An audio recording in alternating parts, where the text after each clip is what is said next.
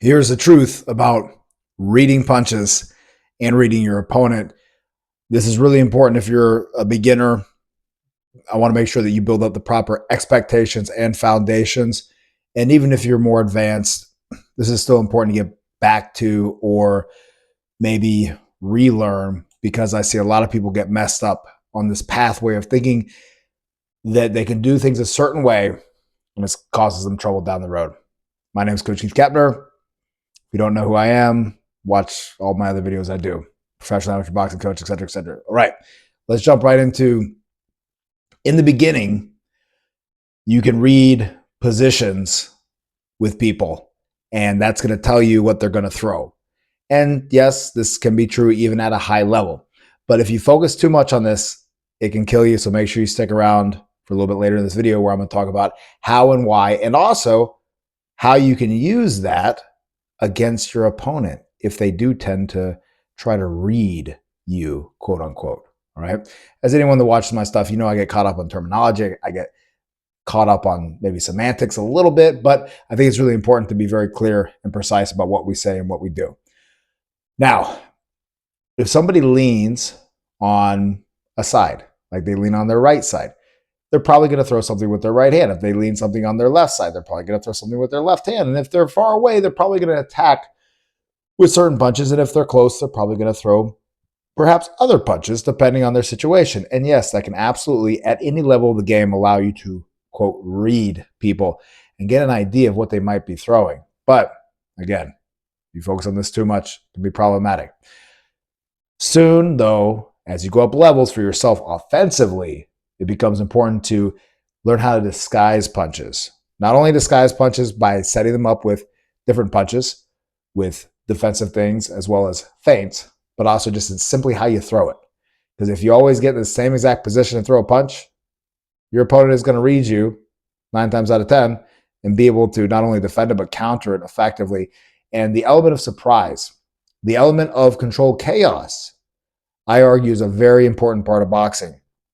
The element of unpredictability, of changing patterns and not being able to guess your opponent's patterns. We all have gone against somebody, whether it's in the gym or in a fight, where you know what they're going to do. You know, after this punch comes that punch.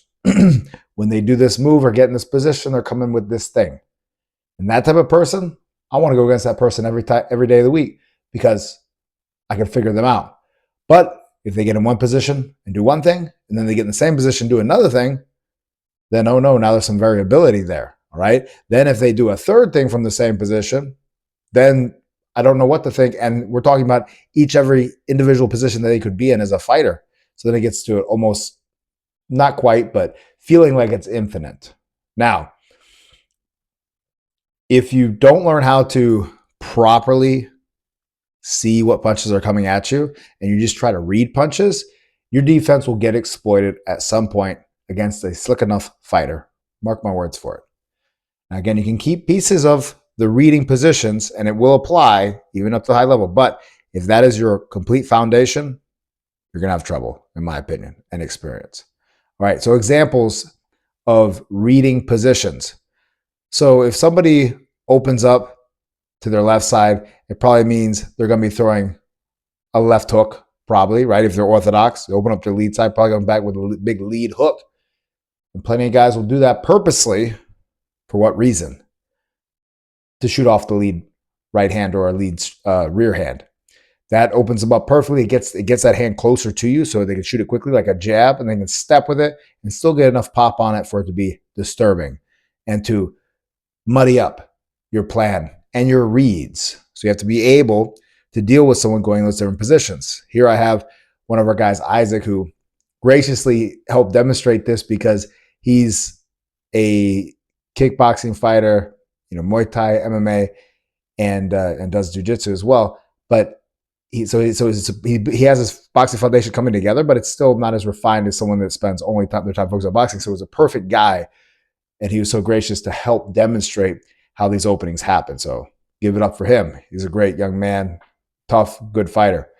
Now, like you see in here, I open up to set up the hook, the lead hook, shoot the lead right, or open up like that, the lead uppercut. right? So I just shoot that uppercut right up the middle because someone opens up, and that is setting up a pattern and setting up a position that most of the time against a lower person, you're going to read. Hey, they're going to open up, wind up, and that means a big lead hook is coming. No, something else is coming, and it's an easy catch. And this, you can use all of this conversely against people. Don't let it get used against you, but use it against people. And we're going to talk about how you can make sure this doesn't get used against you. All right, very important part, but let's make sure as we learn this stuff or remember this stuff, if you learned it before, we use it against people, right? Then the other one is siding up. So siding up, getting low to your rear side, looks like you're going to, like I asked him, what was the way I'm going to throw? Probably a right hook to the body, right uppercut, or a right hand, maybe overhand right. But right on that side, left hook, lead hook, boom. They can't see it coming. And then slipping over to the left typically means, again, you're going to come back with that left. But again, we come back with anything to change the read so they can't read us. Then you slip to the rear side. And again, left hook, jab off of that, something that is not set up for that side. And before anyone says you can't get power with it, yes, you can, as well as maybe you can't get max power, meaning your potential for power is 100 units. Maybe you can't get 100 units on that punch, but you can at least get, in my estimation, 75, maybe 80, maybe 85 when you get the timing right of how you throw it. And then combine that with the unexpected nature of it. As we all know, the punch you don't see is the punch that hurts more. And you can't get ready for it, can't brace for it mentally. And it disturbs you because now you're getting hit by things you don't even see. It's like being in a dark room and someone's punching you and you can't even see anything. You can't hear anything. You can't see anything. That creates stress. And that's what you want to create in your opponent. Now, yes, you get a read on guys as you start going against them. Certain styles of fighters, you get reads on the type of things they do. As you go more rounds with somebody, you're going to get a read on different things they do, different patterns they do, different positions they get into where they do certain things. Now, a good fighter or higher level fighter will go into those positions purposely to make you think they're going to do X, Y, Z, and they do something else. All right? So just keep that in mind. That's where you have to build the proper foundation. So now, how do you build up the proper foundation to actually know what punches are coming, to react properly to what punches are coming? You need two pieces, all right? So the first one is, how do you see the punch? You have to see the punch not by what the body's doing, but by from when the punch starts to the punch connects. And I know you might be thinking that's no time. You got no time. You do have time. As you build up your reflexes, you are able to determine and react appropriately within that time frame. Is it hard? Yes. Are you going to go to the gym and try to do what I'm talking about and against a slick fighter and be able to defend their punches right off the rip? No. That's why boxing is a highly skilled sport. That's why it's generally the highest paid sport in the history of sports, because it's really hard and it takes really good natural reflex ability, but then also honed and made precise. All right. So again, don't have this newbie thing, no matter if you're in year 1 or year 2 or year 10, and maybe you've been doing year 1 over and over again 10 times, but don't have this newbie thing of that's hard. Yeah, it is hard. Work at it and work on that specific thing of improving it. So being able to read, being able rather to see the punch, to not guess what punch it is, right? To have anticipatory ability is important. And you do gain that from more time in the ring. And you do gain that from learning and picking up the patterns of your opponent. But very important for you to be able to make that judgment call on what that arm, what that fist is doing from the moment it is launched to the moment it goes to you. And how do you react? Now, number 2 is make sure, and this is how you're able to do this better. Number 2 is make sure you don't put all your eggs in one basket. What does that mean? Don't overcommit to your defense. Generally, if you hop out, get away from somebody within reason, that can be an overcommitment, which can generally be a good commitment most of the time. Not that it can't be exploited, but most of the time because it's going to get you away, right? Same thing if you smother all the way in. So there are some over things you can do, but what I see happen is people rely on these over commitments, and then they have to rely on reading people's positions. And then when they have someone that is a master at mixing up positions and throwing different punches from different positions and doing it purposely in different ways, in the ways that are open because of what you're expecting them to do, then that person gets pieced up. So the key is refined movements, the smallest movement possible to defend the punch. You do this with primarily your hand defense, but also your feet movement, just enough, your torso movement, which would be your head movement, along with some leg bending to bob under punches or slip punches, your shoulders, every little slight inch. Boxing is a game of inches. And the more you learn how to play the inches, the better you are. And this is true with any martial art. Again, like, I've talked about plenty of times how I dabble with jujitsu now, and I do big things because I'm dumb, right?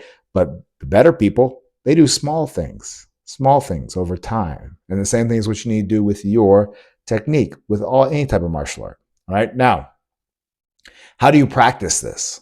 There's 3 ways to practice this. First one is, if you've been around boxing or you've watched my stuff, you know what I'm going to say. Go ahead, say it. If you know what I'm going to say, comment below, because I would love to see that you know what my first point is before I say my first point. All right?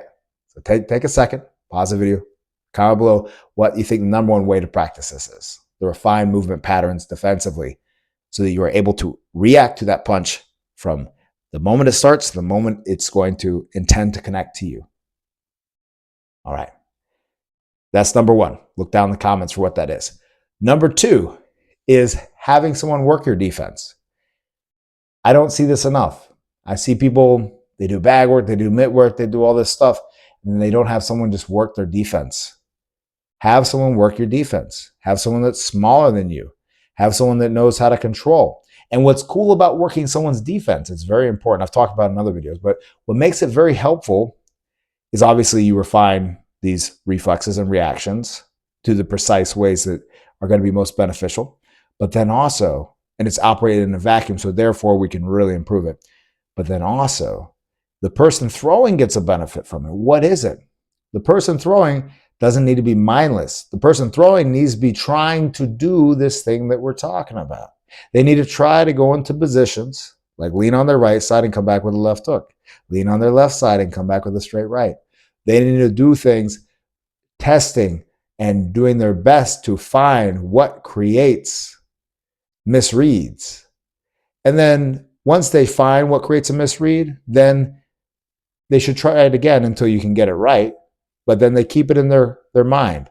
I got that tool. An example of a combo sequence, working with one of my fighters that I had for a very long time, they got to a pretty high level, is I would go 2-1, right? So orthodox straight right hand, straight left.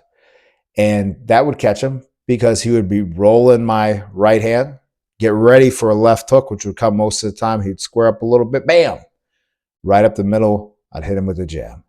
And this is a great combination against someone that likes to roll punches with their lead shoulder. I elucidated this from working his defense, and then it helped him refine his eyes so he didn't just guess or react to my body position that it was going to be a lead hook, and he was able to catch it if it was a jab or block it if it was a hook, and then also respond defensively in many other ways. Now, and of course, the last one, number 3, is sparring. That's the place where we're going to be able to integrate it all together. But again, use the ability to defend and to be able to react appropriately to every single punch and not trying to basically guess or read based off of body position. Again, that will add some surface level information, but the deep information is what occurs in those milliseconds. But then also utilize these concepts against somebody else and have some fun with it. If you don't already utilize it against other people, add it in your bag of tricks. Bag of tools, really better said. It's not tricks. Getting in different positions, throwing different punches from those positions, and you'll be amazed at the result. Seeing it work time and time again. All right, guys. Hope you enjoyed this video. If you did, make sure you click like. subscribe, help support the channel. Comment below what that number one was. I know you know what it is. So let me know, though, so that you're paying attention, that you're actually retaining some stuff. And if you want to message me, reach out to me on Instagram, Coach Keith Kepner. I help people go from any level to the next level in boxing. And also, same thing as a boxing coach with turning your passion into your profession, right? My full-time work for well over a decade, supporting a family, everything else, is been off of coaching. And it's been a great experience. You get to live your passion. And if that's not already something you're doing with the knowledge that you've gained through your time boxing or that you're going to gain, then something you should really look into. All right, guys, watch out for the next video. See you there.